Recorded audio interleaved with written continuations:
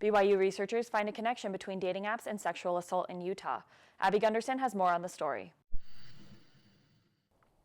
Nowadays, love at first sight isn't happening as much out here on a park bench, but in an online chat room.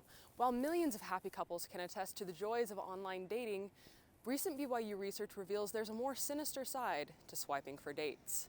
Dr. Julie Valentine's latest paper has a sobering statistic. Out of acquaintance sexual assaults, that was 14%. That's a lot that met on a dating app and were raped at the first in-person meeting.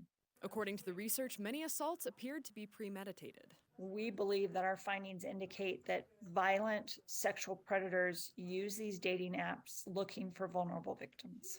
This BYU student has experienced firsthand an online date gone wrong. The next thing I know, he's trying to make out with me, and we're in the back seat of his car, so I can't really move much. Allie says she never imagined being in a situation like that and froze. I'm just only going to go on first dates in public. And I know I should have done that to begin with, but it just never crossed my mind that something like that could happen to me.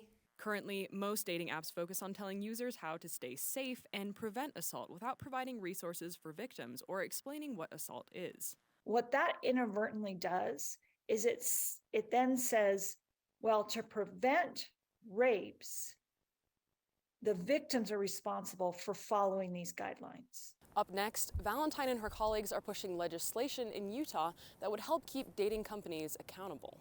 It will require dating apps that are used here in Utah to clearly state if they do or do not do background checks. The legislation would also require more thorough information about what sexual assault is and resources for victims. The goal of the research isn't to say that all dating apps are inherently bad, but to call for more responsibility from the companies that are facilitating these first dates, and remind users that safety should be first and foremost when swiping.